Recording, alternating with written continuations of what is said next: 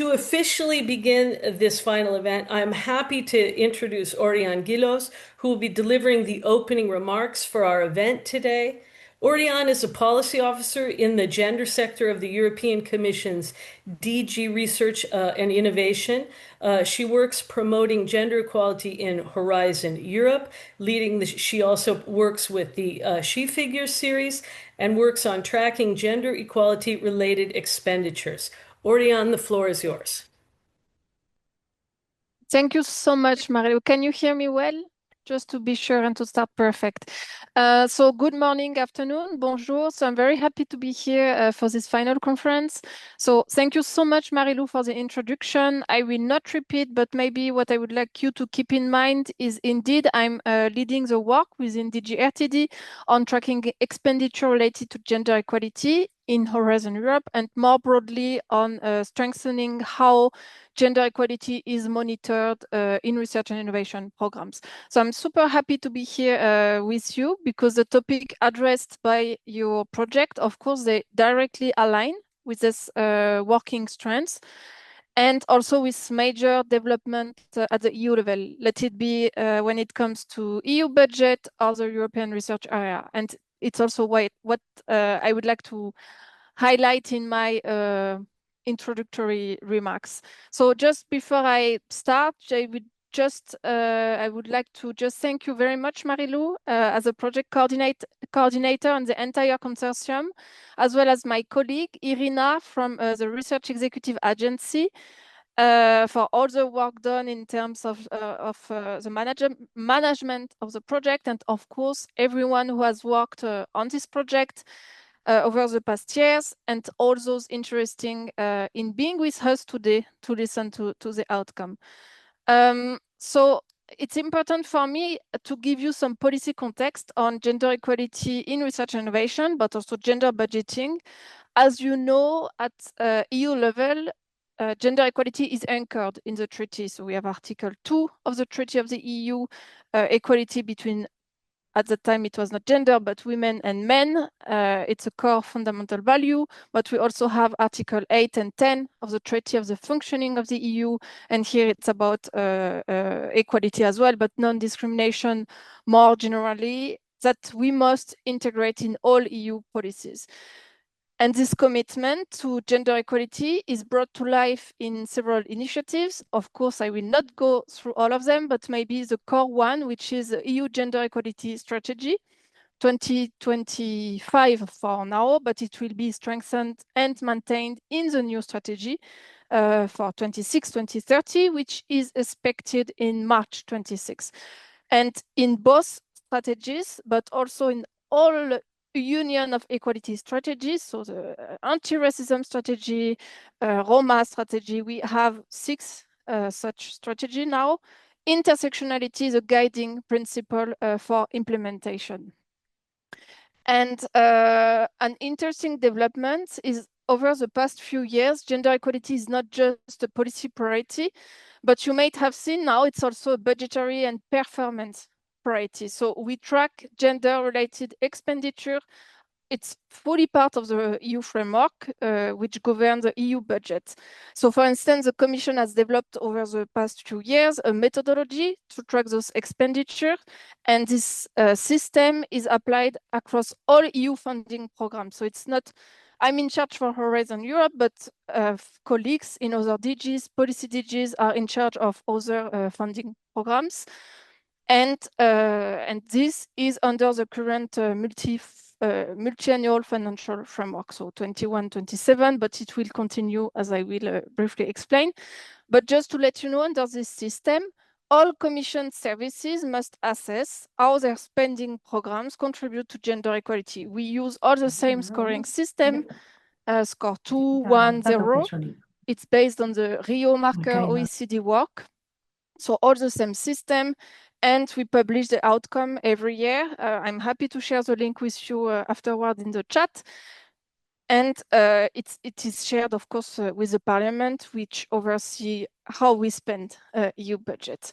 And in 24, we got a new financial regulation. And this financial regulation is really important because it has introduced a legal obligation to track spending contributing to gender equality. And you might have seen in July 25, so July this year, we have proposed the Commission a new regulation for the next MFF, so for 28-2034. And this new proposal aimed to create a single framework for expenditure tracking, including, of course, for gender equality. So here, just to make the point, a simple one, gender equality at the EU level, it's not only in legislative frameworks or in policy frameworks, but it's really now integrated in the budgetary framework and performance framework. And the last point on policy development, which I find important to share with you as well. Another key development is the European Research Area, ERA, policy agenda. So for 25-27 now, it's a current agenda. Again, I'm happy to share the link with you afterward. And we have there a structural policy, the number 3, which is called Strengthening Gender Equality and Inclusiveness with an intersectional approach. And this policy, structural policy, focuses on making inclusive JEP as a key instrument for institutional change. So it's not only now about having a JEP, it's really inclusive JEP. Apply an intersectional approach, not only in the JEP, but in all our actions. And for the first time, we have one specific outcome, which is dedicated to developing principles for gender budgeting and expenditure tracking in research innovation. And that's really a huge advancement for gender budgeting, specifically in research and innovation. It means now we do not ask institutions, public body, and so on to adopt JEPs, so gender equality plans, but also to provide resources, to monitor them, evaluate them, including through gender budgeting. So this broad policy context is just to show how your work is extremely timely for us at the Commission, because you start, of course, from a diagnosis many of us share. We have more and more JEPs across Europe, including in widening countries, but many remain either not or insufficiently resourced. And when they are resourced, often budgets are seen as neutral, even if they may reinforce some inequality. So we had some Horizon 20 project like Let's JEP, who already confirmed that budgets are not neutral, JEP can only work when they are backed up by resources, and there is often a gap between resources and commitment. And your project, so with your project, you went even further, because of course you have built on this foundation, but you have also added 2 important dimensions: a strong gender plus intersectional lens, so acknowledging that women are not an homogeneous group, but also the testing of the gender plus budgeting in very different institutional settings. And here I would like just to highlight a few key contributions of your project. So of course, Marilou, I know you will be presenting the key findings, so I don't want to spoil anything, but just from a policy perspective, when I look at your deliverable, how relevant it is for us at the EU level, I will just highlight 2-3 points. So first, you've shown that it's possible to have to connect gender equality plans and budgets in a practical way, even if in an institution with different capacities, administrative settings. Second, you produced intersectional evidence. We know it's often missing. It's not easy to combine quantitative and qualitative data to identify those intersecting inequalities. So you have done this. And you have shown, because I know it was not an easy path, and maybe you will come back to this, but you've shown that even with constraints, institutions can still collect some meaningful intersectional insight. And third point, you strengthen capacity. You gave training, you had peer learning, and this is really important because EU policy, but also subsequent implementation, monitoring framework, need not only JEPs, but also JEPs who can work on the ground and be implemented, monitored, and so on. So what you have done, it really provides the type of evidence we need at the EU level to translate our actions and ambitions into concrete change. So of course, you will hear more after my remarks on this key findings, but at least from a policy perspective, it's really precious what you have been explored. And just before closing, I would like to highlight two more strengths of your project. The first one is the diversity of the institution you have involved. So you have worked in context with very different data systems, resources, administrative structure, and so on. And yet you did it. You applied gender plus budgeting in a way that makes sense locally. And I think it's a powerful message in itself that it works. Even if it comes with challenges, of course, but I know you have identified lots of them. And you brought together municipalities and university. And this mix, from a policy perspective, it's really something useful for us. Why? Because municipalities are often the first place where we feel inequalities. Of course, when local budgets are seen through a gender plus lens, then we, as policymakers, we gain insights which are relevant for our work on inclusion, safety, impact of social impact of public spending, and so on. So it's also important for us to know the type of support that local administration needs to advance equality. And so on the one hand, you worked with municipalities, and on the other one, universities. And of course, university play a key role in the era. And we see that when universities succeed to link budget with their JEP, first, it becomes really clear how priorities and resources can be aligned. And it's also important to show other institutions' body that this alignment is possible, feasible, even when data, resources, and so on are different. So thank you so much, because your findings, projects, it comes exactly at the right moment, given this wider EU policy context. And I just would like you to encourage you to use this conference, this online space, to ask really practical questions, even if difficult, to each others. Be open as well on your experience, the good aspect, but also the more challenging, and maybe also some I wouldn't say failure, but some challenge that you could not overcome. And also to think concretely how you could apply the tools and insights that you have developed in your own institution, or if it's already the case, to refine them. So that's it for me. Thank you so much for your attention. And I will now hand over to you, Marilou, for the presentation of the project finding, if I'm not mistaken. It's the next part. You are not mistaken. Thank you so much, Oriane, for just to give you a little idea of what I'll talk about here today.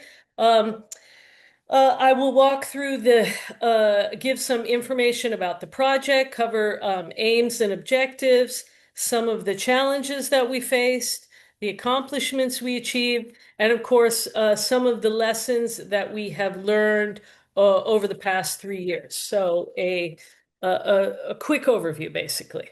So when we start to talk about the project, Budgeted has been a 3-year project. We are now almost at the very end. The project officially ends at the 31st of December. So we are in the final few days. But it's been a 3-year-long project that set out to transform institutions through gender plus budgeting. Our mission has been to strengthen inclusive gender plus equality and enhance the reputation, inclusiveness, and research excellence of widening partner countries, including Bosnia, Serbia, and Turkey. This is a particular aspect of wide era projects, of which Budgeted is one of those projects. This transformation was made possible through a collaboration between leading organizations, with leading organizations in Italy and Spain in specific, who partnered with institutions in our target widening um, countries. Our consortium consisted of 9 partners, 5 universities, Kadir Has University in Turkey, University of Alicante in Spain, University of Brescia in Italy, University of Belgrade Law Faculty in Serbia, and the Sarajevo School of Science and Technology in Bosnia and Herzegovina. We also had 4 municipalities: the Municipality of Belgrade in Serbia, Municipality of Brescia in Italy, Municipality of Maltepe, which is in Turkey, the Municipality of Novelda in Spain. I think all of us would agree that we have enjoyed working together, and I hope that we have worked well together to build lasting institutional change, but especially through evidence-based approaches. So, throughout our project, our objectives centered around 3 main goals. First, to create institutional transformation by implementing inclusive gender plus equality plans and applying gender plus budgeting across all 9 partner organizations. Gender budgeting represented a very important part of the project in our hope that it could move us further toward gender equality, especially inclusive gender equality. It was a recognition that oftentimes there is an expectation that gender equality work is done for free or that it is volunteer work, but that it is very important to both budget for gender equality work, but to also recognize that budgets are not neutral in and of themselves, that they often create and recreate gender inequality. So our hope was by introducing gender budgeting, we could start to break through some of this and create more equity within our partner organizations. Our second objective was to, of course, introduce gender audits and to integrate these with gender plus budgeting practices to strengthen evidence-based and inclusive decision-making for all the reasons that I just previously stated. Of course, our third objective, this is caters more toward the wide era set of objectives for this call, to improve the attractiveness, inclusiveness, and research excellence of partner institutions by adopting these inclusive gender equality plans and gender responsive budgets. I also think it's important, just the philosophical idea, the principle that an inclusive and equitable institution produces better research, produces better innovation, and of course is also, I would hope, a better place to work. Certainly, yeah, I think that's our experience, that the more equitable our institutions are, the better work we do, and the better the environment in which we work is. Um, of course, a key focus of our work was recognizing that gender inequalities do not exist alone. They intersect with race, religion, sexuality, disability, ethnicity, and other identities. And our aim was to ensure that gender equality plans did not simply exist on paper, but were tailored to real experiences and real needs. I think this one objective regarding intersectionality. We required all of the partners, or we promised in the grant agreement, that we would each choose 3 different intersections to then integrate it into our gender equality plans and create actions around. Of course, there are far more than 3 intersections that impact individuals, but I think it was a recognition that we had to start somewhere and that we can't necessarily do everything all at once. But this gave us a place to have a very concrete beginning to try to build on that intersectional perspective as we move forward. Challenges. Oh, okay. A project, of course, of this scale naturally comes with challenges, and there were several, to say the least.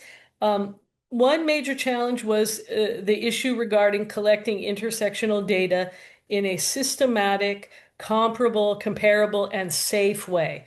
Um, We were limited by both GDPR and by our national laws, some of which are quite restrictive in this regard, which proved to be difficult. This often restricted what data was available. So when we chose which intersections to focus on, it was often dictated by data availability rather than which category we thought was of prime importance. And I think that is the reality of trying to collect intersectional data. Although to be honest, it is a challenge and sometimes also a disappointment. Just how difficult it is. Another issue that we faced was the lack of transparency in budgeting processes, which made it difficult to identify gendered impacts. While the public institutions in our consortium had little difficulty here, the private institutions struggled to access budget data because it's not public. This was certainly the case in our institution at Kadir Has University. This complicated our attempts, of course, at creating gender plus budgets. If you can't get the budget information, it's very difficult to do a gender audit and then, of course, to try to reimagine that budget in a more equitable way.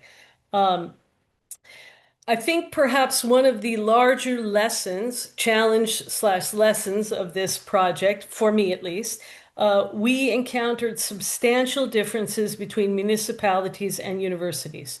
This seems amazingly like an amazingly obvious observation at this point. But it wasn't when we started, I don't think. There are substantial institutional differences, the way the institutions are designed, who they serve, the institutional cultures are very different.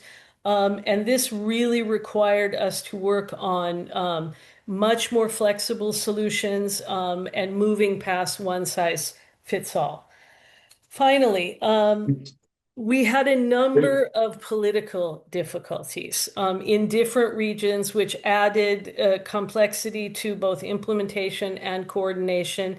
And these were just political challenges and difficulties that I don't think we could foresee. In Serbia, months of political unrest and targeting of perceived government opponents meant one partner went months receiving only a tiny fraction of their salaries. The municipality of Belgrade lived through two elections, while the municipality of Maltepe experienced one election. Of course, elections are the lifeblood of municipalities. I mean, this is a very important, both time-consuming experience, but also determines who will run the municipality and whether the people involved in the project would even be available to continue. So it was very stressful for them as well. In Turkey, in particular, the opposition party, which is the party that runs the municipality of Maltepe, has experienced unprecedented repression. Currently, 16 opposition party mayors have been imprisoned. This includes the mayor of the Metropolitan of Istanbul. And 11 of those 16 mayors are from Istanbul alone. Additionally, in Turkey, there has been a massive intensification of the anti-gender movement that specifically targets the LGBTI plus community, but also included threats of jail sentences for anyone discussing gender outside of biological sex, which of course is gender plus is something that moves beyond a gender binary and biological sex. So that directly could have impacted the project. So these political difficulties definitely made things hard and difficult and worrying at times. I am happy to say that despite all of these challenges, the project accomplished a lot. So we created and implemented 9 inclusive gender equality plans. I think the really important thing is all of the gender equality plans have been adopted officially, and they are now in some way or another being implemented. I think that's a substantial accomplishment. We completed 9 gender audits and also created gender budgets in different sizes and formats, I must say. Maybe I can make a comment here about gender budgets, to be quite honest. One of the things I think that we learned here about gender budgets is that it seems that there are sort of two kinds of gender budgets functioning in parallel. I mean, the more simpler form being funding of a gender equality plan, which is a kind of gender budget. This is perhaps less desirable, less ideal. However, sometimes something is better than nothing. So I think not unimportant in the fact that budgets are being made for gender equality plans to be implemented, and that's an important step. And then, of course, there's the idea of a full gender budget, which looks at the budget of the organization or the institution and analyzes it from a gender perspective and tries to determine those places where there is inequality, and then tries to reimagine and redesign the budget so that those inequalities don't exist. This is a much more thoroughgoing sort of way to do gender budgeting, much more ideal in my opinion. And to be honest, we have both in our gender budgets, in part because of the constraints of being able to get gender data. Uh, I think the other really important thing is that for most of us, we were able to produce an integrated document to show how gender equality plans and gender budgeting work together in different ways, but to provide a unified and coherent approach to this issue. So outcomes. Well, in terms of outcomes, a lot of outcomes, a lot of output, to be honest, from the project, I'm happy to say. All nine partner gender equality budgets are available on the Budgeted website. So if people wanted to see, what we've done, they're very different one from another. In this regard, also very interesting how different institutions have approached gender equality planning and what gets emphasis in one place and what gets emphasis in another. Um, Gender budgets in their various forms are also available on the website, so people can have a look at those. As part of developing our gender equality plans, we developed templates for the collection, for data collection templates for intersectional data, specifically for universities and specifically for municipalities. This was one area where we really saw the difference between the two kinds of institutions, so much so that we needed different templates for data collection. In addition, we produced an e-booklet, an electronic booklet on inclusive intersectional gender equality plans in multiple languages. We also created multilingual guidelines on gender plus auditing and budgeting, as well as on the integration of sex and gender, the sex and gender dimension in research content. Partners produced 8 academic articles, and we also have a forthcoming book titled A Path Towards Gender Sensitive Policy from Gender Equality Plans to Gender Responsive Budgets. This is to be published by Springer in 2026. Several of the articles in that collection are from our partner institutions. So looking ahead, some recommendations perhaps. And the lessons that really stand out. I think there is a clear need to expand gender equality planning and gender budgeting beyond academia into non-academic institutions, in particular places like municipalities, which often have a much wider reach than universities. Training is essential when it comes to intersectional data collection. I think we need to learn how to do it better, more effectively, in a way that is ethical and also protects people providing the data. We also need clearer guidance on what data should be collected so that meaningful comparisons can be made between regions and countries. We need a baseline, basically, of which data points, at a minimum, should be collected. And then this would allow us to work in a much more comparative fashion. Finally, the requirement for a gender equality plan in order to receive EU funding has been a positive step. I mentioned this earlier in the question I had for Orion. But even though this has been a very positive step, monitoring compliance remains limited.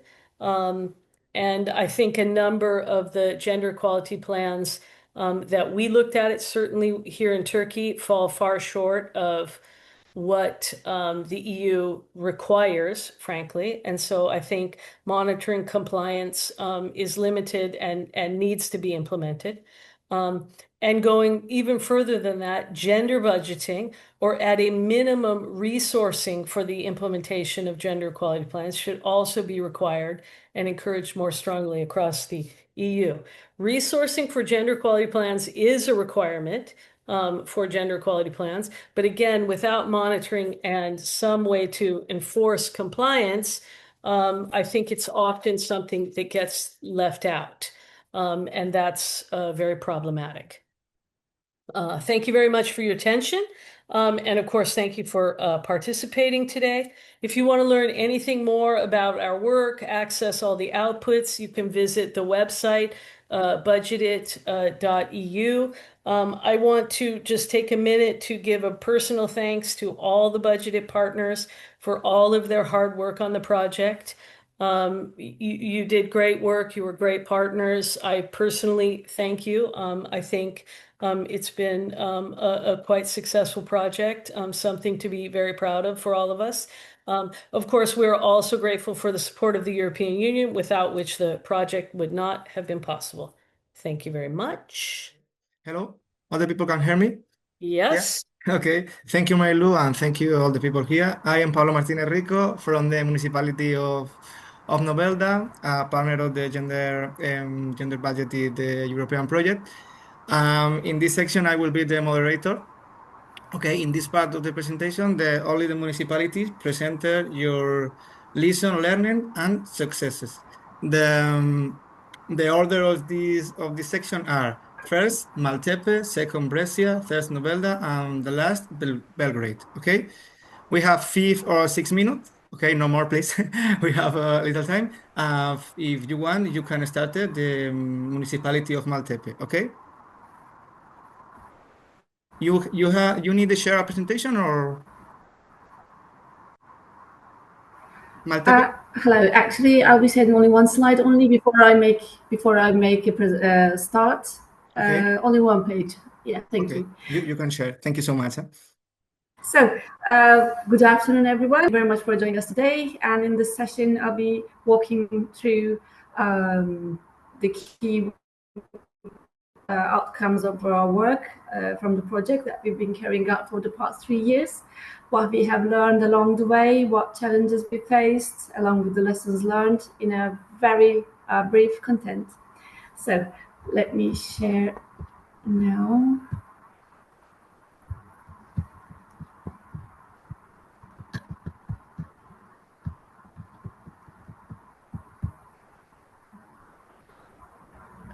Can anyone see my screen? If you have any problem, I can help you, okay? But don't see your screen. You don't see it? So, sorry about that.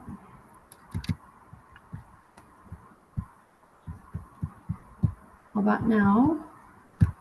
Did it come through? Okay. Yeah, can everybody see my page now? Looks good. Yeah, all is okay. Okay, so I'll be talking about the key findings and main takeaways.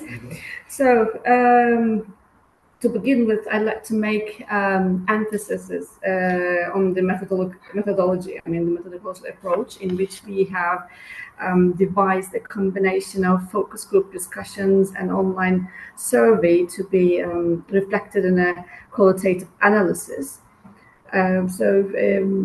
This enabled us to create space for dialogue, open dialogue, to find out about the concerns of the employees in the institution, And on the other hand, the survey allowed us to reach a wide population to better address the inequalities within the institution as well. So herewith I can say that the role of institutional data collection is very essential, and it works as an impact tool to strengthen the local gender action plan. And also we have launched this plan in early March this year. So effective from 2025 until 2029. And second, the term intersectionality entered our world. So we approached gender not as a single isolated dimension, but through a more wide intersectional window or lens.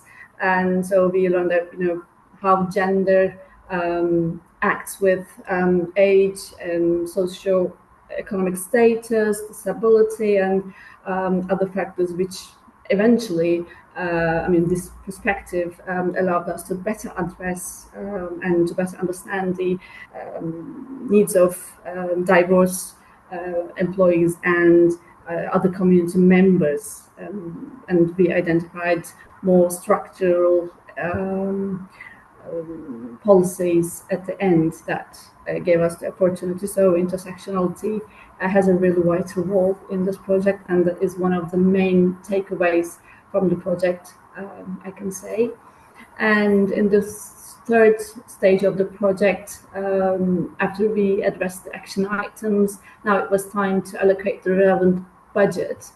So as Mary Lou has already mentioned, there's no one size fits all policy, but every social group, every division has its own needs, and in which we have to make we use the budget allocation as a means to promote this gender equality both in the workplace, not only to assess but also to monitor the progress as well. And following, since this is an international project, we have many teams from different countries. We had the opportunity to understand the importance of the adaptation of challenges along with the advantages experienced in those cultures, in diverse cultures, because every culture has its own social dynamics. And finally, I think it would be worthwhile to mention that the differences in institutional cultures, municipal organizations on the other hand, and in the academy. So there's no one size fits all policy. So the perception of quality, we had the opportunity to find out what equality means to those institutions. So in which aspects, the perception of equality differs from institution to institution, and how they can be interpreted in different contexts. So which has many fruitful learnings eventually. So that's been a really pleasant 2 years for me. And that's it for me today. I'll be happy to have any questions after the session. Thank you very much. Okay, thank you so much, Aisha. If you prefer, when other people finish your presentation, make a question, or we can respond the question. Okay. Now it's the turn on Brescia, Laura Di Caro. When you want, you can start it. Hi everyone. I'm Laura Di Caro, and I will share the presentation with Camilla Federici, which was in the Ciao Camilla, and which will share the presentation, and we agreed for Camilla to start. Yes. Thanks everybody. It's a pleasure and an honor to be here and to meet you again.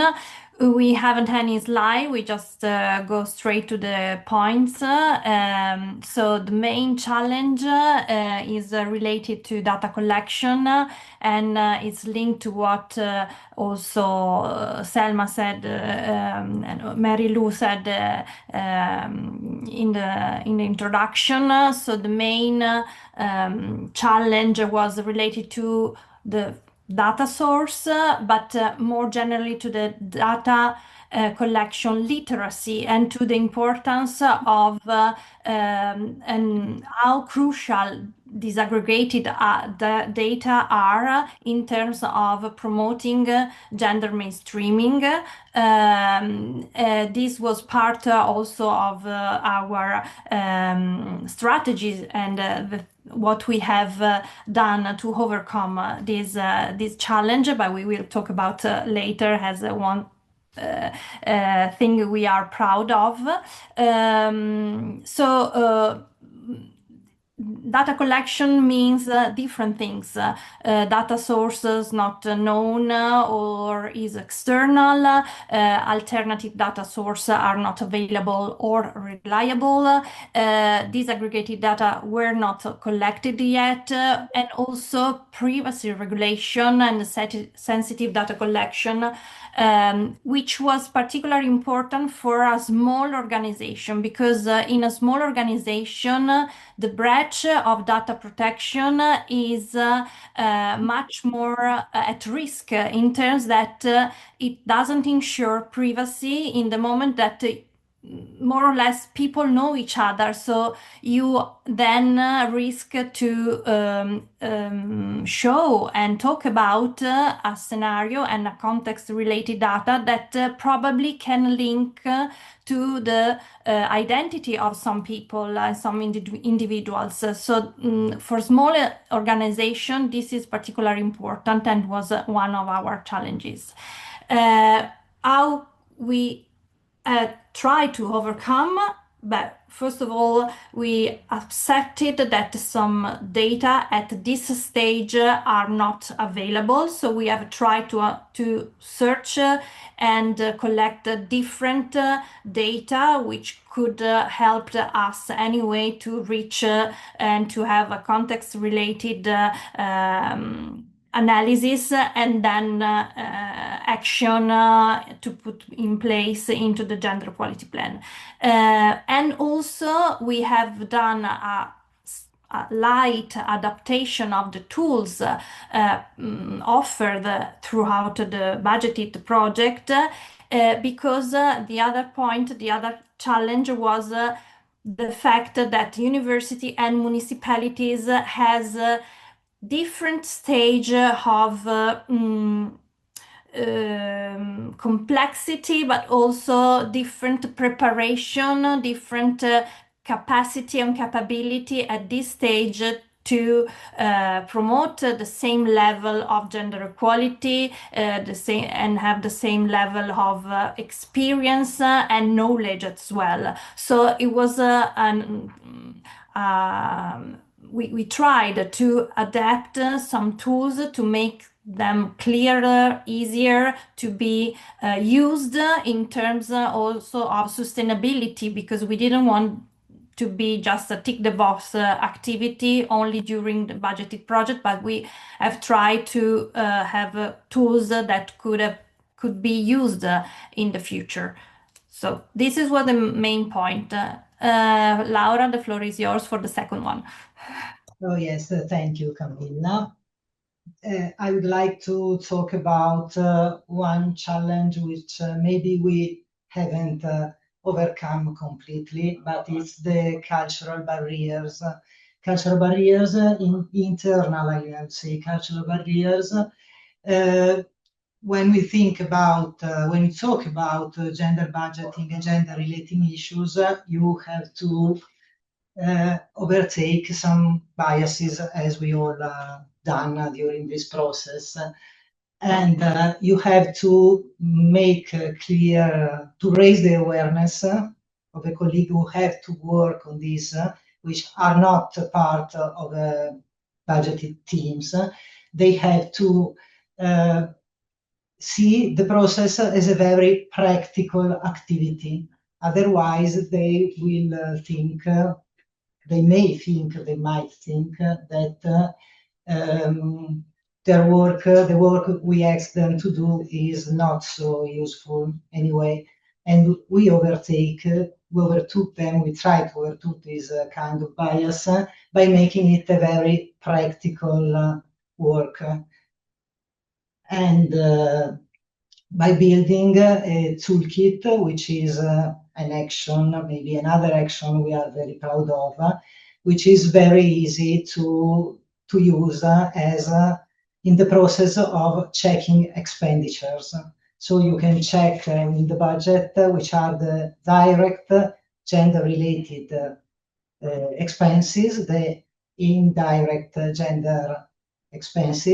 gender-related expenses, and neutral expenses. And we built, with the help of Camilla Federici, a very simple but effective tool which helped us to reflect about the activities we are already making, and we weren't used to think of those activities as gender-related issues.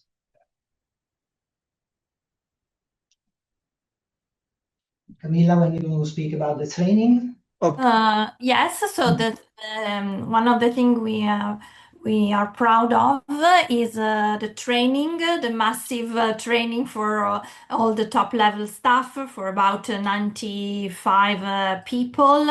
And this was in line with what we have said before. So the need of literacy on what gender budgeting is, what gender mainstreaming is, what means to collect disaggregated data and why it is important, although also in those sectors or areas where no one would have known, would have imagined that disaggregated data would have offered a different analysis and a different capacity of project and planning action more in line with the people needs and single individual needs.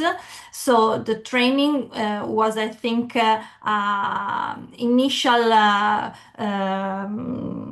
initial step for the rest of the staff, and it was important that at least the top level staff were on board on gender budgeting and gender mainstreaming process. So we hope that this will strengthen the capacity of the municipality to keep on promoting this in all the planning and projects from now on.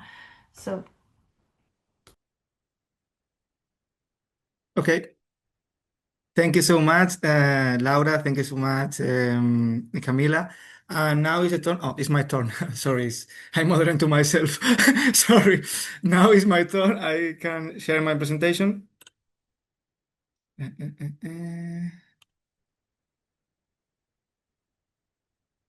Okay.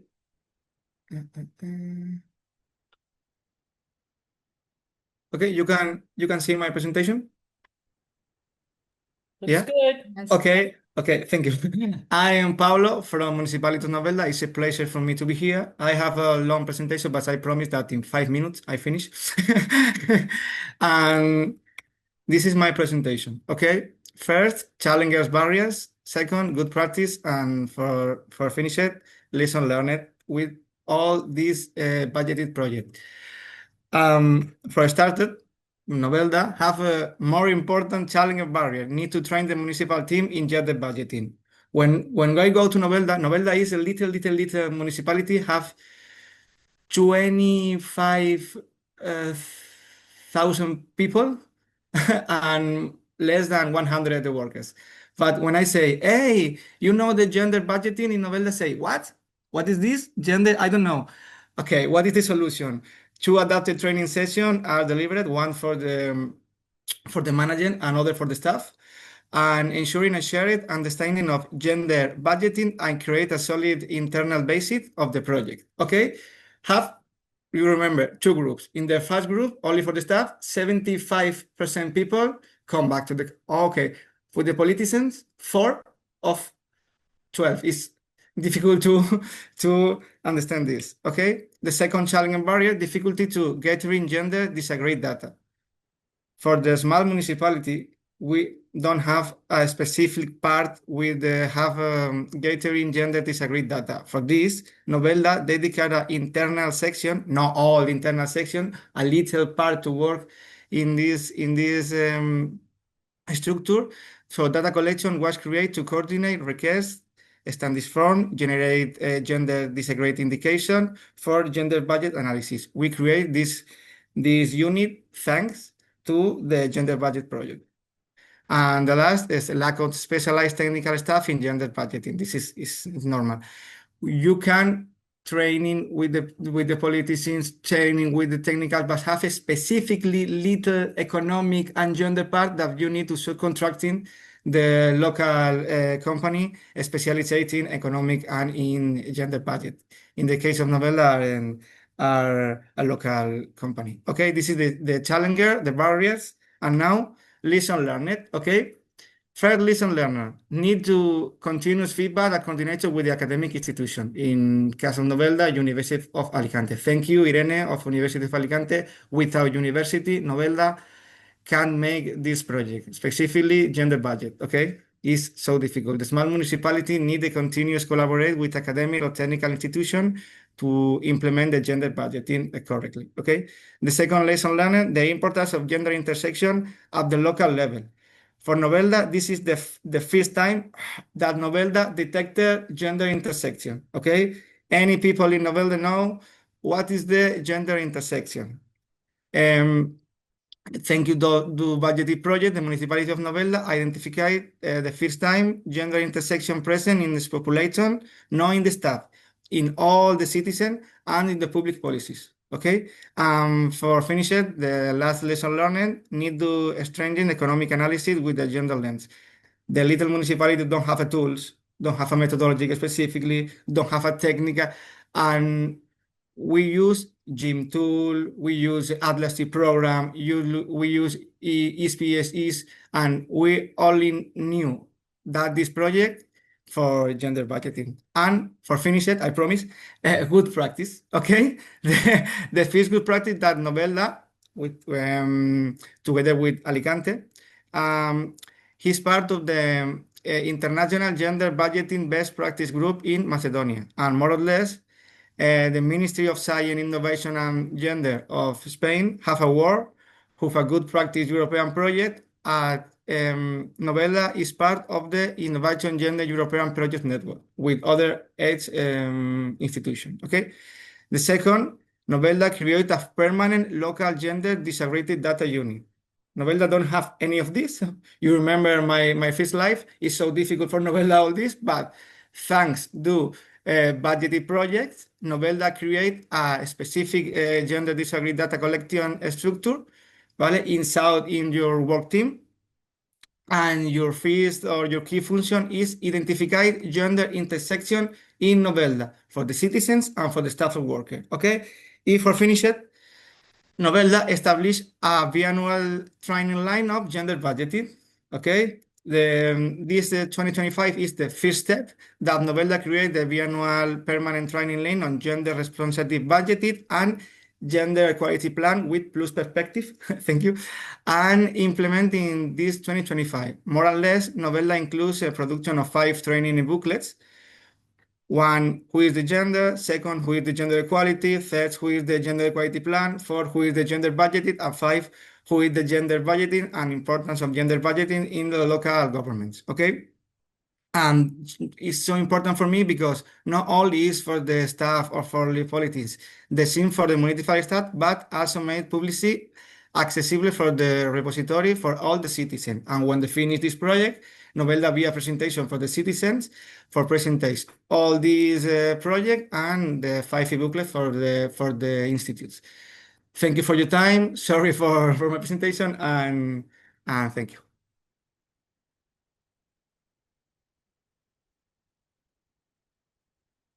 Sorry, 1 second. I need.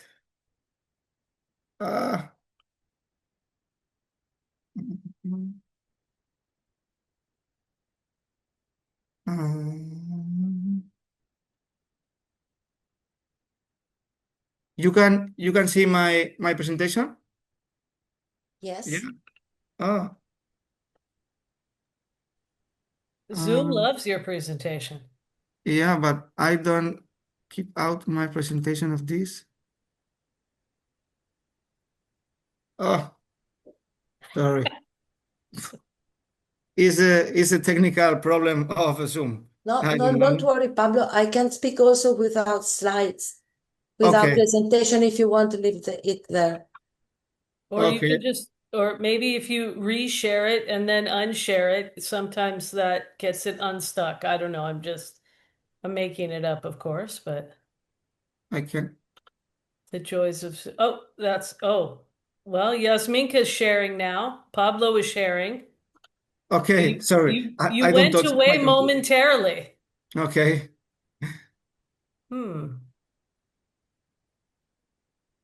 I don't know. Selma, is there any way you can stop him from sharing? I'm actually Yeah. right now checking, but I couldn't find any way. I mean, how can I stop this sharing stuff? Let's see.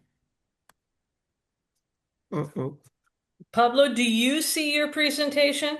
Yeah. 1 second, because it's so difficult for me, but Oh, there you go. Yeah, There you yeah. go. It's good. Right now it's okay. There we go. oh, thank you, God. Thank you so much. I'm so nervous. Thank you to the Zoom gods. Okay. But now we have the wait. The last presentation is in Belgrade, Susana Vukovic. When you can, if you want, if you can share your presentation. I don't have presentation. Hello, everyone. It's a pleasure to see you here today. My name is Snežana Vukovic, and I represent the City Municipality of Stari Grad today. So the City Municipality of Stari Grad has made significant progress during the budgeted project, particularly in institutionalizing gender equality and strengthening internal mechanisms. Throughout this process, we have moved away from isolated individual activities and toward a more systematic, structured, and sustainable approach to equality. It's important to emphasize that although many of these activities are, in fact, now legal obligations in Serbia, we must also acknowledge the broader context. Serbia is still a developing country economically, administratively, and institutionally. This means that practical implementation of such standards is often gradual, inconsistent, and heavily depend on the willingness and capacity of local administration to embrace change. For us, the steps we have taken are far more than mere complaints. They represent a profound shift in organizational culture, in internal accountability, and in the awareness of institutions' responsibility to create a safe, inclusive, and equitable environment for all employees. And to be completely honest, without the structure, support, and momentum to provide the budgeted projects, many of these processes would likely not have started at all, or would have been significantly delayed with far less institutional impact. So one of the most significant challenges we faced during the project was the limited engagement of employees, participation in key activities, including the survey, focus group, and especially the trainings that we plan into our gender equality plan. Remained much lower than expected, and this challenge is not unique to our municipality. In many institutions in transition, topics such discrimination, equality, workplace safety, or internal culture are often perceived as secondary or sensitive. Employees may hesitate, avoid the involvement, or simply not see the relevance of these issues to their daily work. So what we attempt to do to address this challenge, we implemented several measures, strengthened communication with department heads, issue repeated internal reminders and notices, use HR channel to promote participation, scheduled trainings exclusively during the working hours, align training time with existing workloads and obligation. But despite these efforts, participation still remained lower than desired. Maybe we desired a lot, which further confirmed that engagement on sensitive topic cannot be improved simply by providing activities. And employee engagement we learned that employee engagement must be intentionally built, and it requires strong and visible leadership support, continuous communication, positive reinforcements, and above all, trust. Trust that the participation is safe, meaningful, and valued. Created such trust take time, consistency, and long-term commitment. Second challenge we faced was the discrepancy between the survey results and the insights from the focus group. While the survey suggested that almost no gender equality issues existed, the focus group revealed a completely different reality, one characterized by hesitation, unspoken concern, and vulnerabilities among certain employee groups. Why this happen in institutions like ours? Small teams often mean employees fear being identified through their response. There is a cultural tendency to avoid conflict or do not make waves. And topics such LGBT issues, discrimination, and a power dynamic remain taboo. Many employees are unsure whether their response is an online survey are truly anonymous. But these contradictions taught us several important lessons. Survey alone cannot fully capture institutional reality. Direct human interaction through focus group and conversation provide deeper insights. A culture of psychological safety must be built over time, not through one-off activities. And institution in transition require consistent long-term effort to strengthen openness and trust. The discrepancy itself was not a failure. It was a diagnostic tool. It revealed where the silence is, and silence is often the strongest indicator of where change is needed. So, despite all this challenge, the budgeted project enables Tarigrad to achieve sustainable and meaningful results. These results demonstrate both institutional progress and future potential. Through the budgeted project, our municipality made structural steps toward embedding gender equality into internal processes. The adoption of gender equality plan, formation of the Council for Gender Equality and Gender Equality Commission, the alignment with national legislation demonstrate that equality is no longer an ad hoc initiative, but an integral part of our administrative planning. So these are not symbolic actions. They represent institutional maturity and a clear commitment to sustainability. The survey and focus group provide us with much clearer understanding and employees' need, perception, and vulnerabilities. For the first time, our municipality has structured gender disagreed data, allowing us to plan targeted activities rather than the general or some symbolic measures. And this evidence base gives us clear roadmap for future intervention based on real needs, not assumptions. By introducing annual training, we ensure that gender equality and anti-discrimination topic remains part of institutional learning.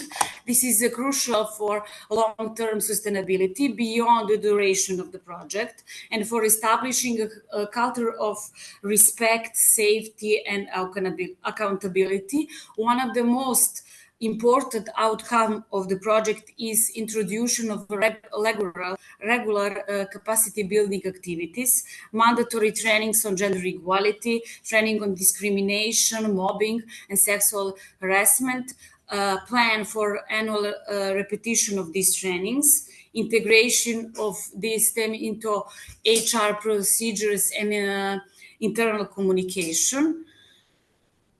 So for the city municipality of Stari Grad, the budgeted project was not only about fulfilling formal obligation, it was in many ways a turning point.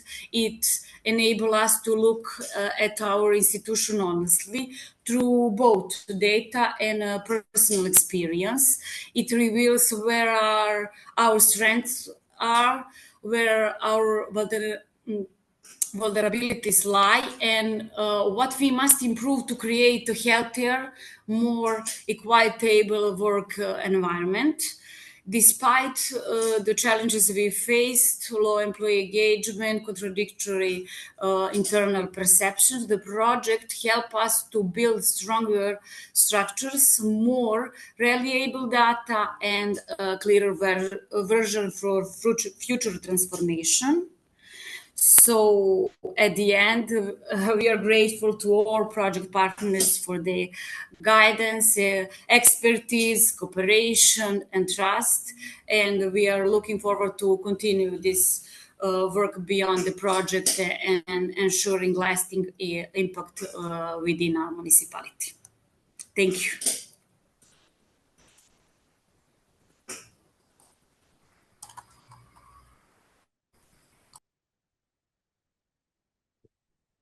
Oh, I feel we've lost Pablo. Thank you so much. Oh, okay, he's back. Okay. No. I'm in the phone. Thank you so much for your presentation, for all the partners. For me, is amazing knowledge about the gender budgeting. Have any people have any question or any request? You can send for the chat. You can. Okay. Yes, I just have a quick question. Thank you so much, all of you, for the presentation. It was super interesting.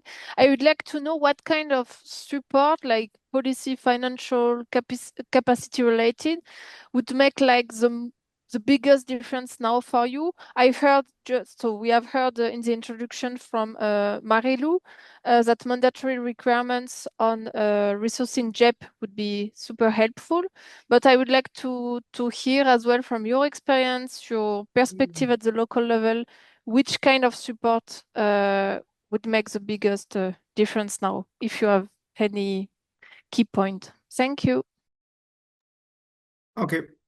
For me, basically, the support in this part are the Ministry or Science, Innovation, and the gender perspective. Because for the local and small municipalities, if first, University of Alicante. If University of Alicante, Novelda can be this project, okay? Technical with the University of Alicante and economic or institutional part that the Ministry of Equality in estatal level. If any have other reform?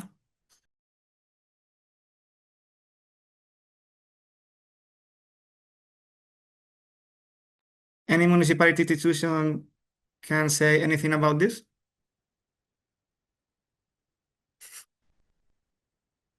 Oriana, my refund is good for you Yeah. or need more information? Yeah, perfect. I mean, Okay.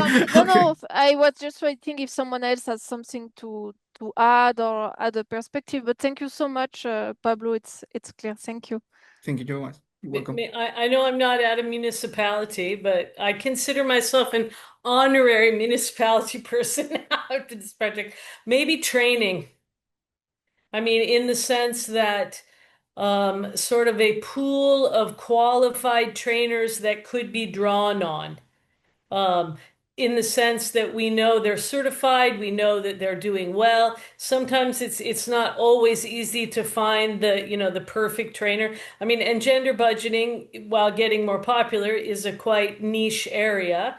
So, I mean, I know that a lot of our partners did training, or I mean, both individually and in groups. I mean, in the sense of sort of bringing people along. So maybe, I mean, just from my perspective, I mean, even though I'm not in a municipality, I think I would also want training or have access to training. I also noticed that Yasminka has her hand up. I'm also not from a municipality, but if we are allowed to talk about our wishes, and we have somebody from Brussels here present, I will take my chance. So, as Mary Lou said, training is important to have ability for people to take the training, but somehow also having people to take the training.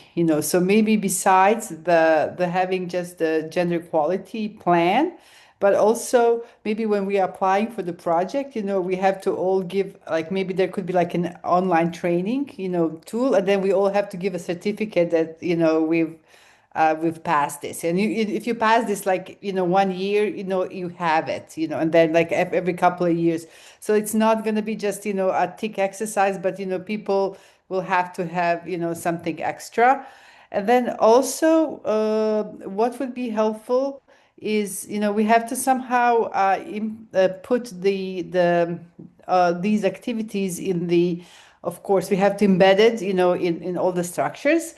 But maybe requiring, besides requiring to have a JAP, to also require that, like, there is a person that is, 50% dedicated to JAP coordination of the JAP implementation or something like that. So, because it's hard to pinpoint the funding, but then to have a person who coordinates it and putting the funding there, that would be my wish. Okay, but in my opinion, it's basically create to engine group with the both of university and both of municipality, because the training is necessary, is so good, but have a specific part, economic part, budget, economic, gender specific part, that if you need the help to the specific techniques of the university or the technical staff or the technical institute, because the training is basically is normal, okay, but have a little part that do you need the help of the university, specifically the economic part of the university, because it's so difficult for make this for the university. Imagine the same, but for the municipality. It's double intersection. It's a joke, but it's more difficult for a municipality. Okay, training and engine group for work together in these gaps. Okay, thank you so much.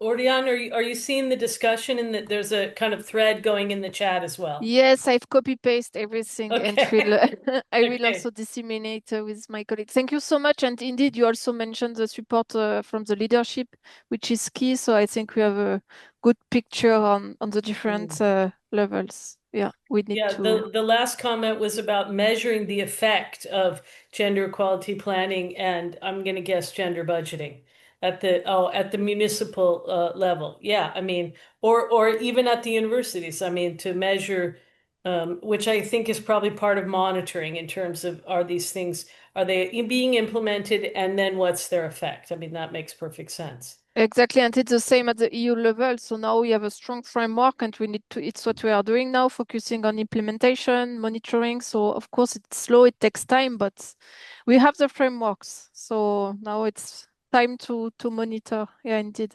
Thank you so much for all the comments. Of course. Okay.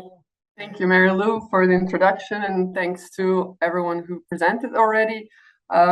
Before we start, I'm just going to abuse my moderating role to say one thing that I'm sure other participants also share this view, and that's that Mary Lou and Selma, which did the coordination of this project, did an amazing job. It was a blast working with them. It was really easy, clear-cut, friendly. So I really think this also needs to be shared, because if every project were to be coordinated by this kind of a team, I think it would have been super enjoyable every time. So that was just a tiny digression, let's say. So we will start with the presentation from Sarajevo School of Science and Technology by Jasminka Hasic-Telalovic. So Jasminka, please, the floor is yours.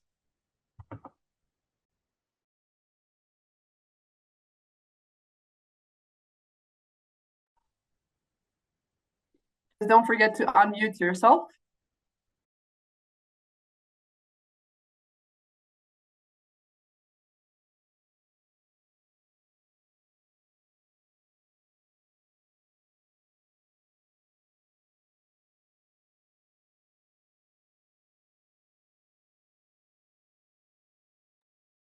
Okay, thank you very much, Lydia. And I think it was appropriate way to start this final panel of our final dissemination event. We, as you know, as it was said a few times already today, we are a very diverse crew. Not only did we have different universities, different municipalities, we had all sorts of different experiences, and it was really a great journey to travel with the whole crew and come up with all these nice results that we have in the end. So at Sarajevo School of Science and Technology, prior to starting this project, we of course had our gender equality plan. And actually, I just got a reminder that on this date, 8 years ago, I presented at another university where I worked previously, the first gender equality plan in this Western Balkan region, So I I want to mention that. So we have some short history of gender equality plans, but it was the first time with a budgeted that I worked on Gender Plus. And it was a great augmentation. I learned a lot personally, but also we were able to introduce a lot of activities and a lot of awareness on these important subjects at our university. So, of course, as with every gender equality plan, we started with a systematic review and collected the evidence. What's particular about Sarajevo School of Science and Technology, we're quite small, and we did collect the quantitative data, but most of the important things came actually from our qualitative analysis. And we did come up with some good evidence that guided us on how to integrate the three key intersections that we chose for SSST. Those happen to be the LGBTQI, nationality. This is because of integration of our foreign students at the university. And the final one was disability. So budgeted enabled us to introduce internal structures and, of course, this Gender Plus that we have produced. So it has enabled us to have the internal structures and that are designated as the implementers, and also we were able to come up with monitoring tools. So, in terms of the lessons that we learned and success that this project has made, so with all the trainings and activities, we were able to increase the awareness, but also the understanding of gender equality and intersectionality, both amongst the academics, but as well the administrative departments. We were able to do some gender budgeting analysis. We were able to do our first gender pay audit ever. So these are all great progress milestones. And also, we have transformed our previous gender office into an EDI office. So this allowed us not to just look at the gender component, but the gender plus component at the university as well. So perhaps one of the successes that we can share here is that the co-head of this EDI office is somebody who's very important in our managerial structure. So we were able to get her interest and Emina Ganic, and now it's really instrumental because the agenda of EDI office has good priority and understanding in the management as well. Oops, my slides are somehow shuffled. Sorry. I think I clicked on something.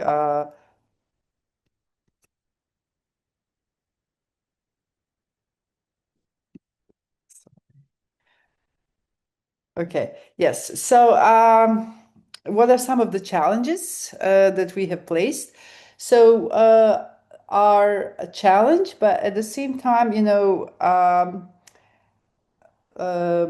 perhaps something that makes implementation of Gender Plus Plan easier at our institution is that we are quite small university and we are private university and we're quite young university. So this brings a lot of the good and bad issues. So being small, we don't have full offices for all the different activities, all the different administrative activities. So we have actually people, some people are wearing more than one hat. So that makes it, harder to make another dimension to their work. But then also the shift of the mindset and the need for even further training. Somebody posted comments that one training is not going to do the culture change. That's totally correct. But I am pleased actually to share that we have people who at the beginning of the projects, were very much unaware of these activity about issues that gender plus can make at the university, and then through the various trainings from this project but also other projects we are doing at university, these people have become really the biggest allies, the biggest promoters of this approach at university.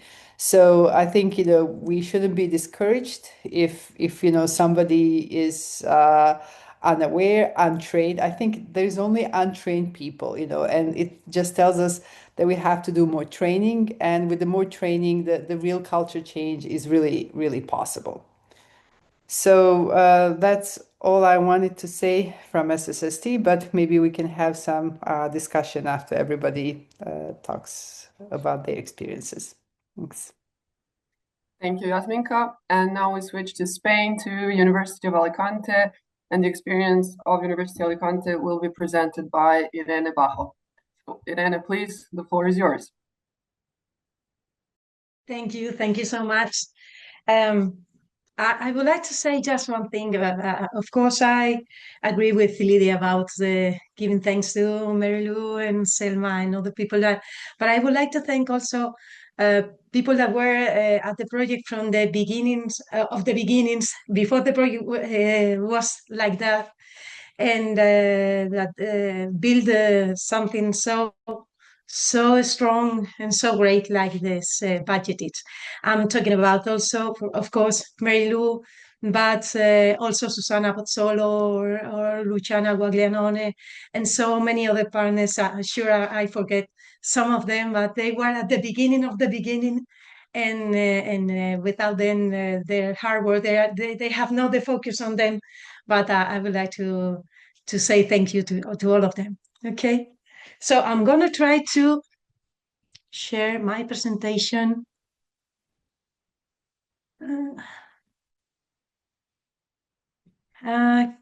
Can you see my presentation?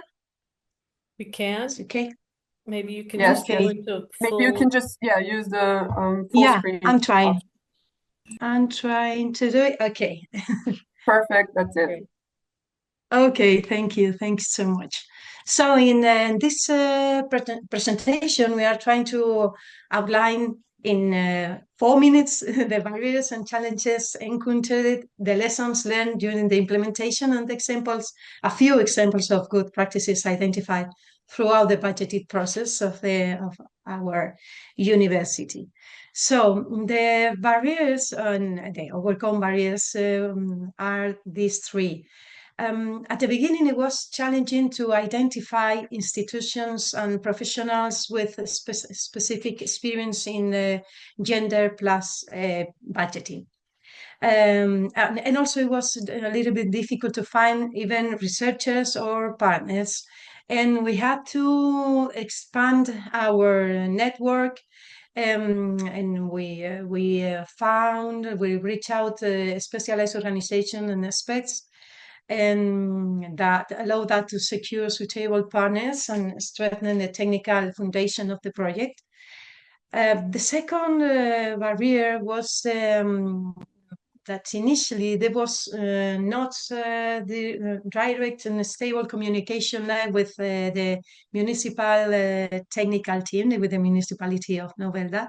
They were, I must say that they were a little bit afraid about the project. It was, we need more than 3 meetings with the staff to try to make them understand what were the objectives of the project, but then we were able to establish a fluid communication channel and a very good coordination and more efficient follow-up. So we are very glad with Pablo, of course, and we are very glad about that. Thank you so much, Pablo, for your hard work. And the third barrier was the necessity to implement a new inclusive economic data collection methodology, because our university usual methodology did not incorporate gender plus perspective. And now we can say that we have established a channel, I hope, a stable channel of cooperation with the Vice President for Economic Affairs. And we have been able to develop a new data collection form. So I think that one of the things that we are more proud of is that our work with the Vice Presidents of Economic Affairs has just started. We are going to keep on working, developing gender plus budgeting, and also trying to develop tools for monitoring and evaluating these budgets. So we have hard work to do in next years, but it is very grateful to find out that we have the possibility to change things in our institution. What about lessons learned? One was the relevance of engaging the staff who prepare and validate the university budget with the project. And integrate them in some way into the project team. The second was the relevance of strengthening internal coordination across diverse university units, because University of Alicante is a big organization. We have more than 2,000 technical and administrative staff, so it is a big organization, and it was very relevant to try to find channels of coordination. And the third was the necessity to adapt the data collection methodology for two different kinds of staffs: the administration services staff and the teaching and research staff, ensuring more accurate and relevant information for both work lines. And at the end, what about good practices? A few of them. We have participated in international meetings about gender budgeting, for example, in Macedonia, for example, in Morocco, and also in national meetings. Second one is that we have been involved into the Guayadera Gender Project Spanish Network. This is a network created by the Ministry of Science. And we have participated also in 2 different seminars explaining about the budgeted project. And of course, we have organized international workshops about gender budgeting. Also with our colleagues that are involved into gender related projects, European gender related projects, and the work has not ended. We are going to organize another meeting before Christmas with these gender-related projects, and we keep on working. And there is nothing about that in the slide, but also we are very proud about the research. I mean, 5 of the 7 researchers have published or will publish in scientific papers related with the project, and that is a very good news for us. So we have work to do. We have a good channel of cooperation with Vice Rectorate, and we have a big future, I hope a big future together. Thank you very much. Okay, Irene, many thanks. And now we are switching to University of Brescia, where Natalina Stamile and Annalisa Baldissera will share their experiences. So please. Thank you. I am Annalisa Baldissera from Brescia, and I try to summarize in a few essential words the lessons, the challenges and good cases that we have learned from Budget It. In particular, we focused on reporting aspects, which could be a strong example of good practices if implemented. Now I'm going to share my slides, sorry. Okay.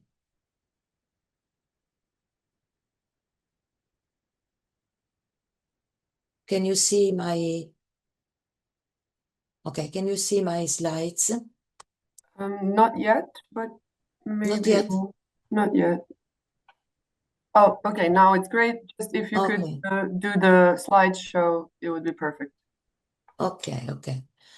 I can say that lessons, one of the most important lessons learned from the budgeted project is the need to adopt a comprehensive, systemic, and integrated perspective on gender inequality, including financial and reporting aspects as illustrated in this figure. In particular, I think that one of the most important aspects of the lessons drawn from Budget It is the focus on financial resources, because often we speak about human resources, but financial resources are, in many cases, are not so relevant in these presentations. Challenges are in particular for culture, human resources, and financial resources. As for human resources, I can repeat the same things that during this presentation have been made. In particular, organization among people, find staff, and adequate people. But we think that the first changing and the first challenge is cultural change, as the environment must be observed from a specific perspective, that is gender inequalities. The second is human resources, who are able to analyze contextual data and translate it into achievable objectives. The third and final phase is for financial resources collection, because this involves forecasting the financial resources needed to implement objectives defined in the previous phase and require that the relevant bodies formally commit to providing them. Now, for subsequent phases, I pass the floor to my colleague, Dr. Natalina Stamile. Thank you. Thank you very much. Hello to everybody. And just a moment, I will share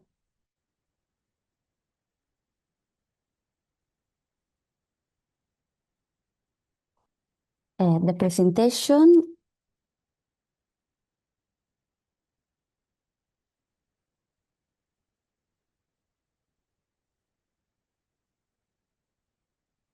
Wait a minute. Okay.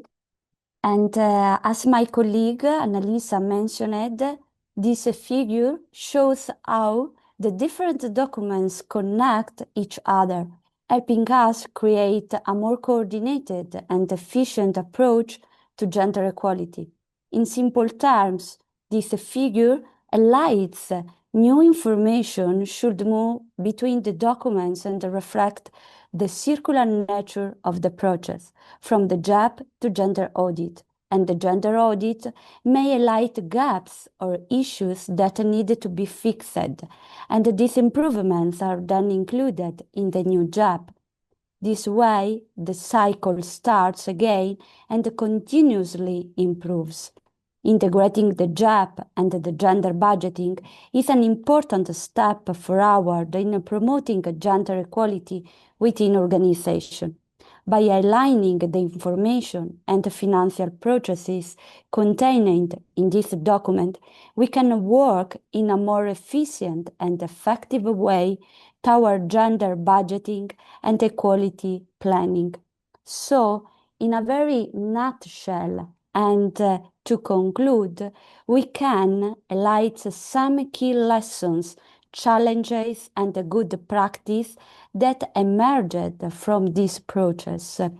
About the lesson learned, we can highlight context analysis is essential for understanding how gender inequalities manifest with each institution. Establishing clear principles and structured framework help ensure that both budgeting and auditing activities effectively support gender equality. Collecting and analyzing data systematically allows institutions to identify priority areas and monitor progress over time.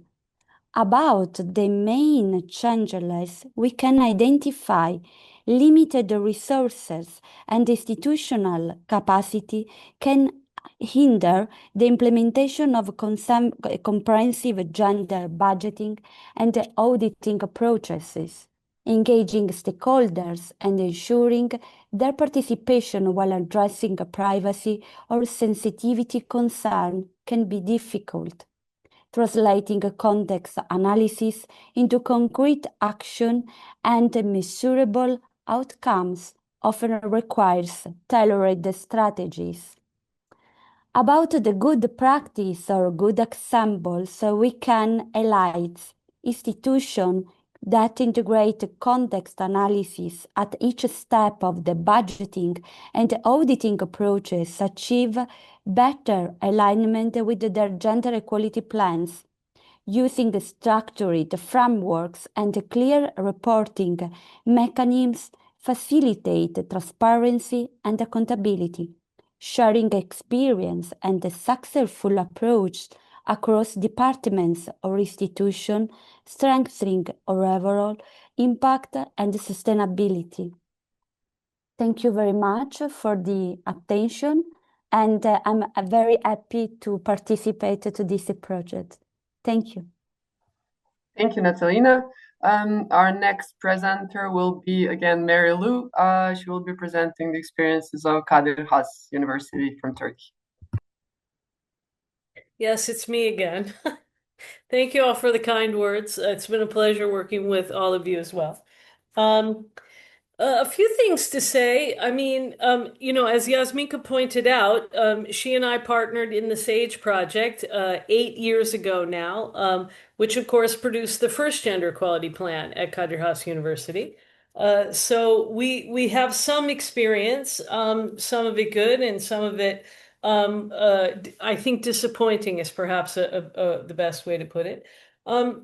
In terms of challenges, I mean, some of the things that I spoke about more generally with the project, we experienced quite significantly at Kadir Has.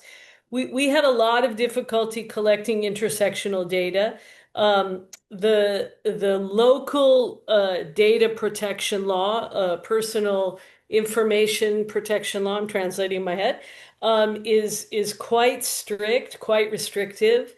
And so that really restricted us in terms of what kind of data was available to us from the university. So that then restricted our choices of what we could choose for our focus. We ended up focusing on age, disability, and nationality, all important categories.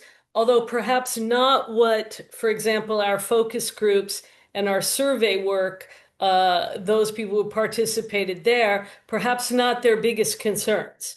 But sometimes you're limited by the data, and so you do what you can do.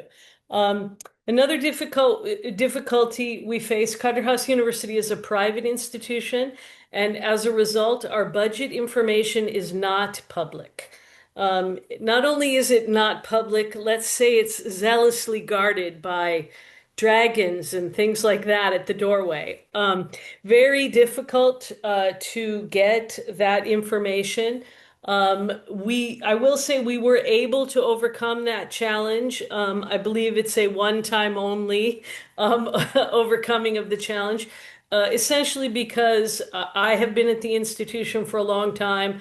The person who was then the head of the finance office had been at the institution for a long time and was willing to share the data, but only as percentages. So no raw data and not not the best data, to be honest, but it gave us some ideas. And so in that regard, I think a success. It gave us some place to start. Um, Although I think a more thoroughgoing gender audit would be a good thing for the institution. Um, as I said, it's not a sustainable way to approach data collection through personal contacts and personal relationships because people change. And in fact, that person is no longer the head of finance. So what will happen the next time we go and try to ask for this information? Um, I think our other challenge, or maybe I'll say disappointment, to be quite honest, is as part of budgeted, we were able to produce a very nice gender equality plan that had many intersectional aspects to it.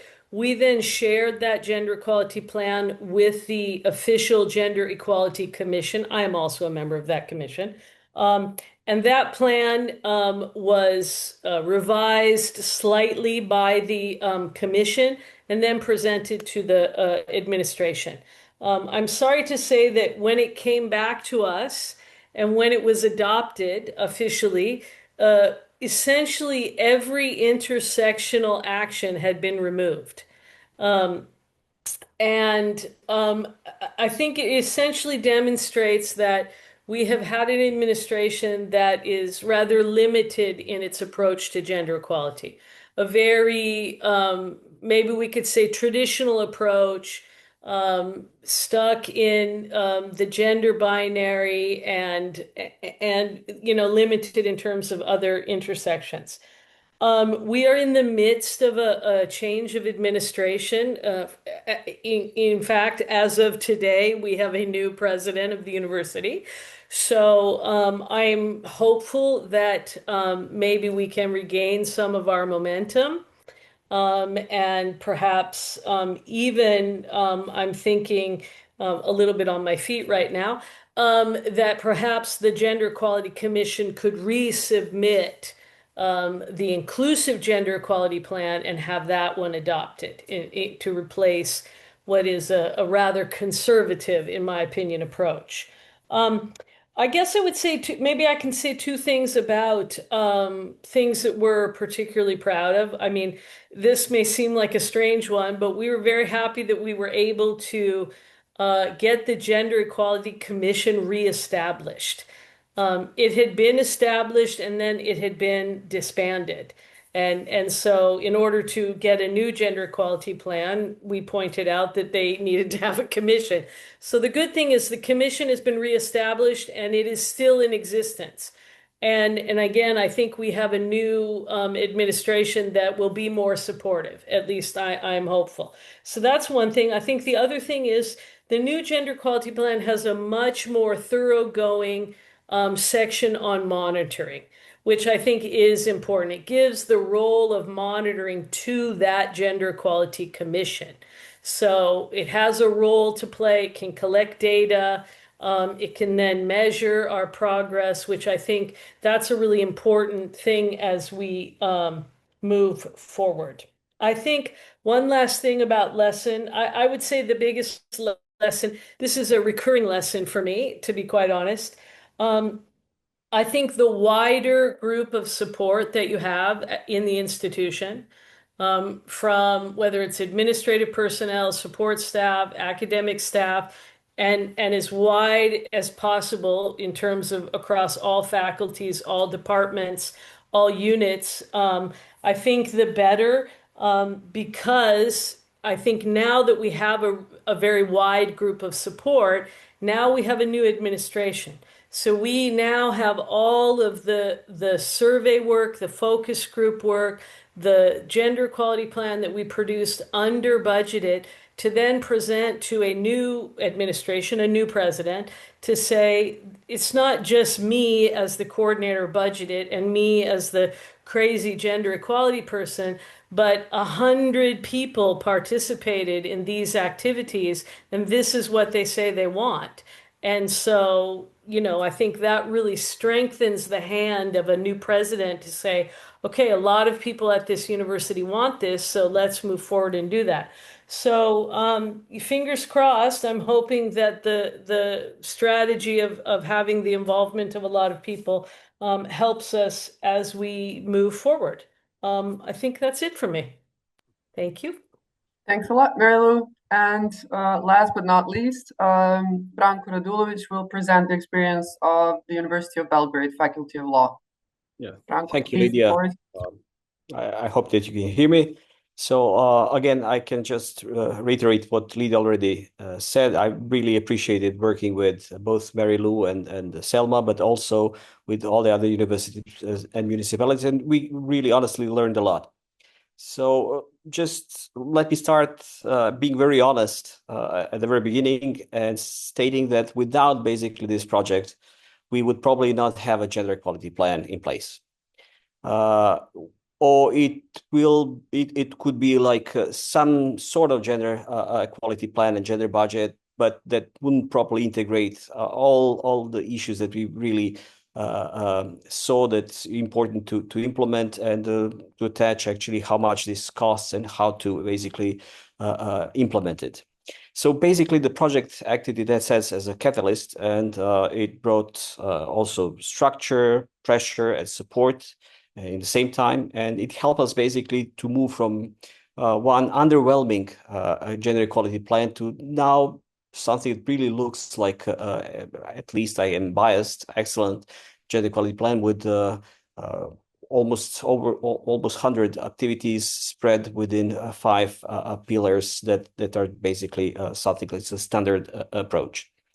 So this is basically the first truly comprehensive and ambitious gender equality plan at faculty level. That doesn't mean that there were no efforts, but now sometimes these efforts are futile, but now this resulted in a excellent gender equality plan. And perhaps this is also probably now the leading and the best gender equality plan at the level of University of Belgrade. So we hope that we are going to disseminate some of our findings and help other faculties within our universities to devise something rather similar. So we started basically from diagnosis. We collected data.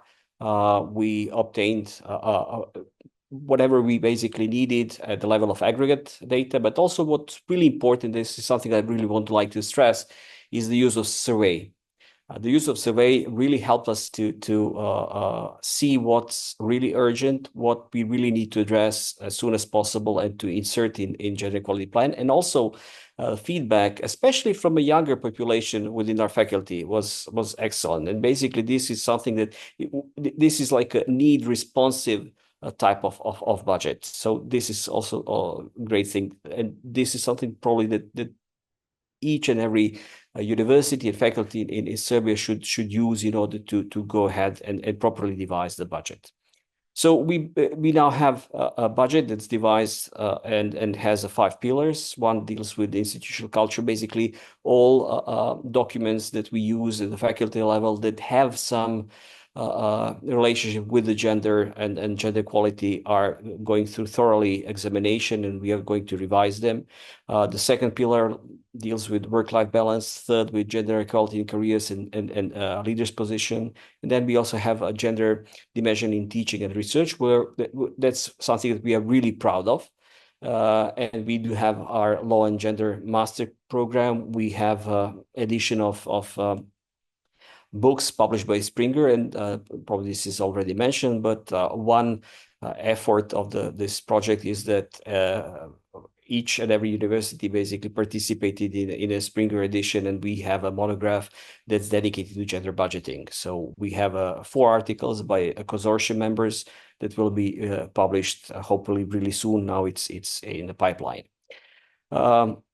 So tools were really important, survey and data collection, but also what was really important for us and to understand much better is the whole process of gender auditing.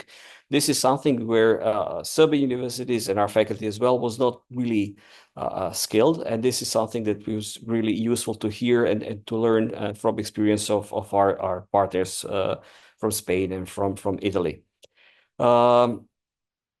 What was really problematic, I don't know whether you're aware of it or not, but we were really working under a huge stress. There was the whole context of adoption was problematic because of all this turmoil that's going on in Serbia.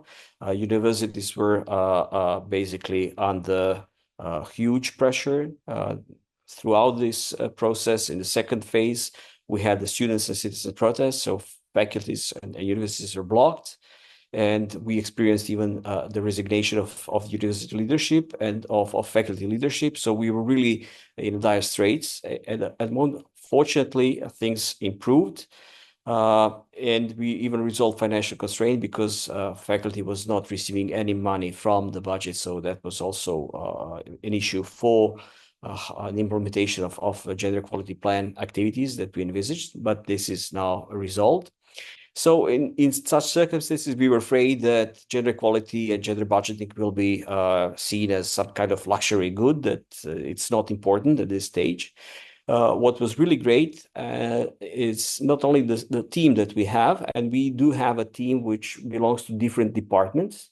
So we have a professor of human rights law, we have a professor of labor law, we have now a professor that's retired of policy. And I'm myself economist. Lydia is a fiscal law expert. So we really have this dispersed group of people who were producing this gender equality plan, and we had a nice cooperation with also our accounting department as well. So that was a plus, that we had a group of highly motivated and engaged staff. And also, I would really like to express our gratitude to supportive management. So Dean and the team were rather supportive, and they really provided, especially taking into account the circumstances, more than sufficient support for us to proceed and go ahead. What we see as an issue, and this is something also I mentioned this publication. What was really, and this maybe sounds like I would like to pitch a project, and it sounds like that, but there are issues with attribution, basically how to measure both at the level of university and at the level of municipality. What is the real contribution of gender equality plan? You can measure by KPIs, but what are basically factors that determine whether something will be successful or not? This is literature is basically missing. There are some case studies. I think Mary Lou did something similar in Turkey, but if you look around, this is something that's missing. And this is also a challenge for us because there'll be a need to basically see what's missing and how to measure, not only for our faculty, but also for universities and all faculties in the country.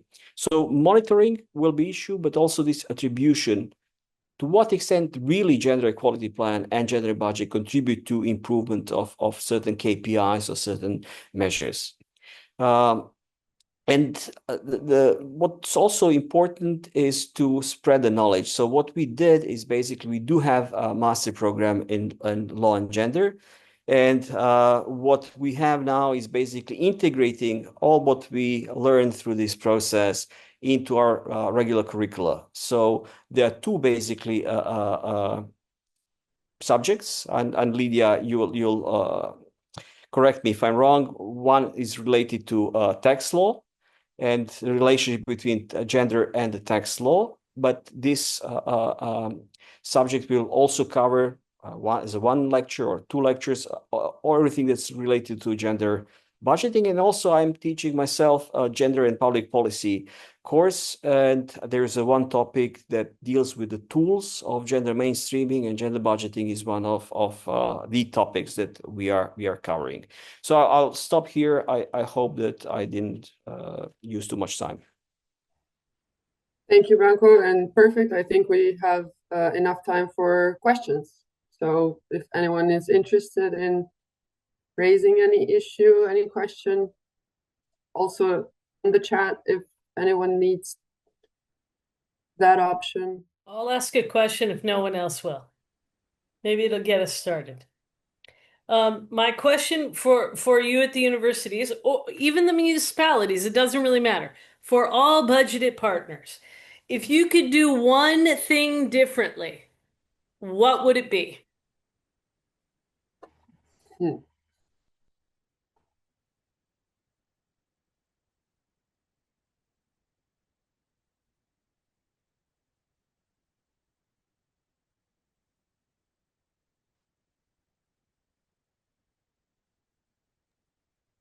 Come on, my friends, it's not that hard a question. I have one question. Okay, make a survey with the Google Terms without I don't know, the GIMS tool. Okay, in the middle of this European project, budgeted training in GIM tool, but I don't know GIM tool. And Novelda make the survey with the Google, but the Google Docs. Well, okay, we can share all the information and make a new survey for GIM tool, but it's more difficult be to survive, because for me it's necessary needs the tools in the first step to the project. Okay, it's only one question. Thank you so much. Yeah, No, if I may I add, think actually, can I just say gender. something directly to Pablo? I think you're right, Pablo, about the GAME tool. I mean, I think it's very good for universities, but I think it doesn't work so well for municipalities. And I think that's true of a lot of the gender equality planning tools, because they've been developed through projects that focus on academia. Sorry, Branko, I didn't mean to cut you off. This is basically the very same thing that I wanted to say.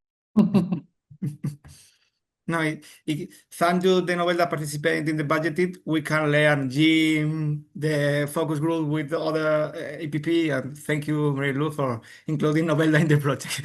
Thank you so much. Maybe I can say Lydia, something. do you also see that Zorana has the hand up? Oh, sorry, no, I only see people. Now I see. Zorana. Sorry. Zorana, please. Sorry. Hello to everyone. My name is Zoran Antonijević. I'm not from the municipality. I'm not from the university. I'm based in Serbia, in Belgrade, and I recently cooperate with Professor Radulović on the publication that will go out. I did a gender budget analysis for the University of Novi Sad, Rectorate Office. And I would say that one of the challenge, at least in Serbia, is that our universities are not integrated. So basically each faculty behaves as I would say institutional itself.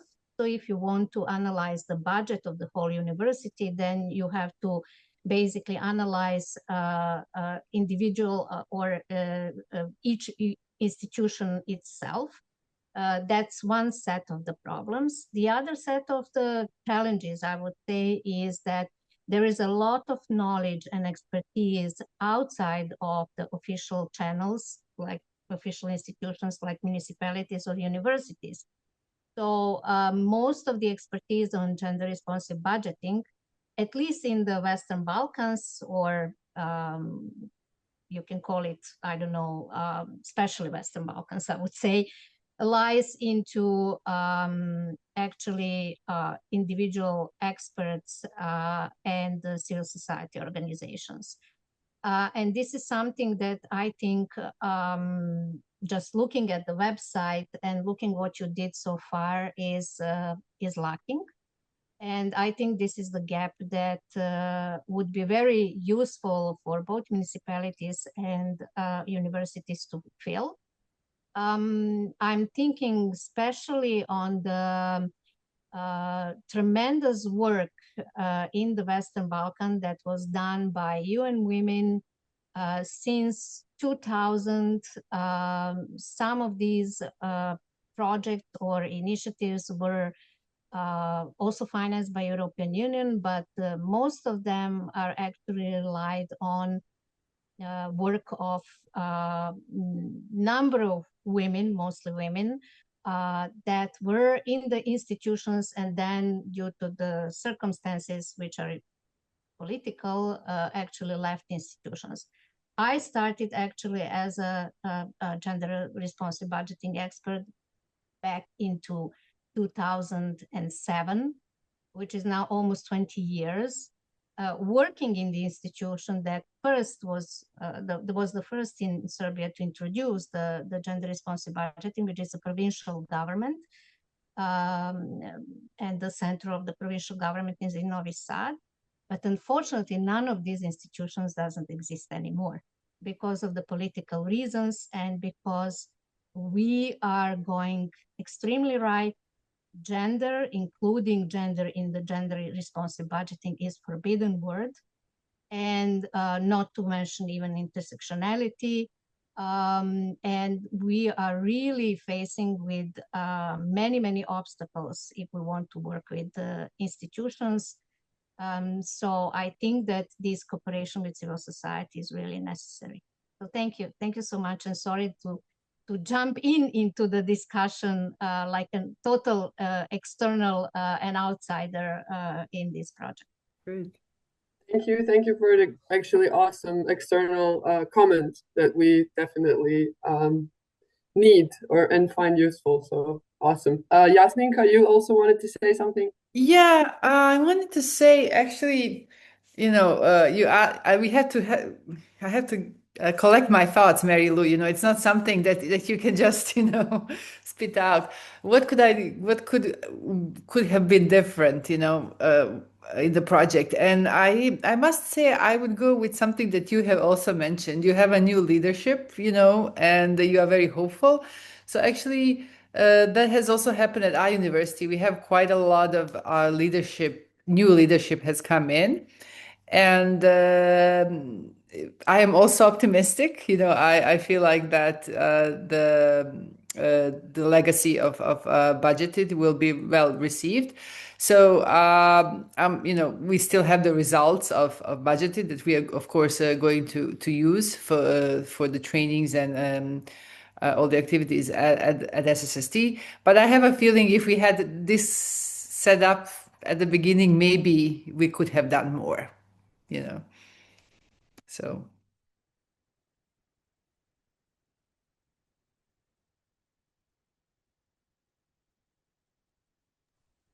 I could add something. Oh, Irene, please. Sorry. Thank you very much. I was thinking about things to do better. Of course, so a lot of them, but one of them would be to do a better dissemination of the internal trainings.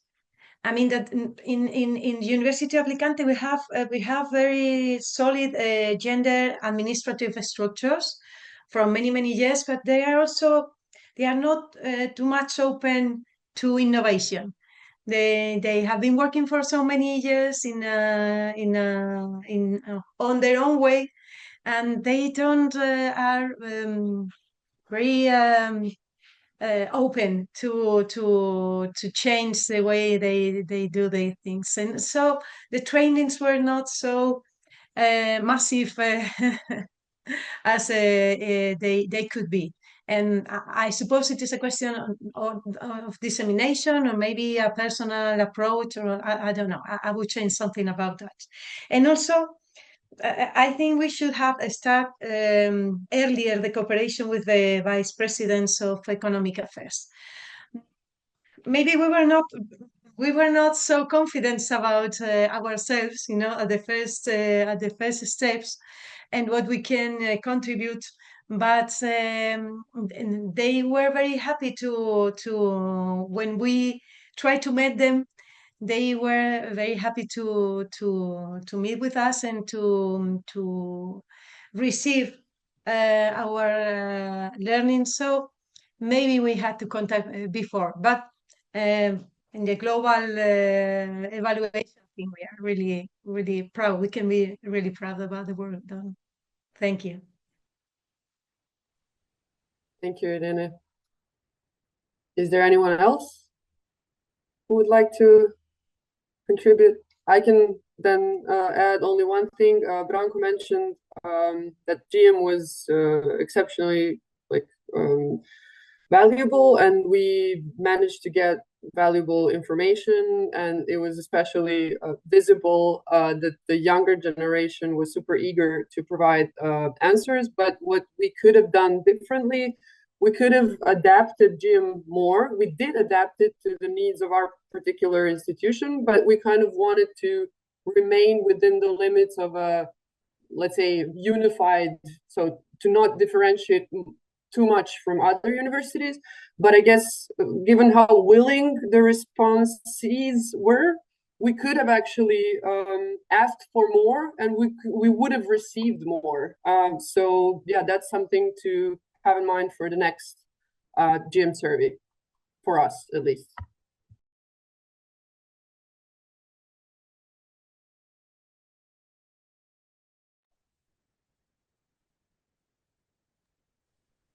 Any other comment, maybe? Mary Lou, you seem like you... No comments. I'm just conscientious of the time, keeping us on time. That's my job. Any other questions? I don't change the team. Thank you so much for all the partners and for Mary Lou and Selma, but you are the hair of this project. Thank you. It's so difficult because it's so innovation project in gender, in budget, but thank you for your lead. Thank you. Thanks for that. Thank you, Lydia, for moderating that panel. Just one little note for those of you who don't know, the GEAM or GEAM survey, the Gender Equality Audit and Monitoring Survey. It's actually part of a bigger tool. This was also developed under another EU-funded project. And maybe actually, Oriane, I think I saw you still with us. This may be something actually that I remember from our midterm evaluation that our evaluator was not actually familiar with the tool. And I think that's a missed opportunity because it's there, it's been developed. It is something that is very academia faced.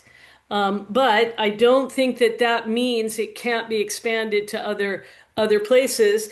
And I mean, it's well developed. The people who are working on it are well equipped in data collection, especially intersectional data collection. So I think the more we can use that and build on that, that's a real opportunity there instead of trying to go back to zero. Okay, I just want to plug the GEAM survey there for a second. Thank you all for joining us today. Thank you especially to all the partners on the project for all of your hard work on the project. My personal thanks. I think I feel good speaking for Selma as well. It's been a pleasure to work with you all. I think today's presentations, discussions, question and answers really demonstrated that it's been a very worthwhile project, a very productive project. For anyone who would like to learn more about the project, if you haven't learned enough here today, the budgeted website obviously will be up for a few more years. All of the the publicly available deliverables, all of the tools, the trainings, the e-booklets, the guidelines, everything is on the website. So please feel free to check that out. Once again, our thanks to Orion for delivering the opening remarks, and of course to the European Union for making it all possible. I think I'm just going to wrap up by saying thank you all. Have a happy holidays. Here's to an equality-filled 2026 for all of us. And may we meet again on future projects. Thank you so much for joining us today.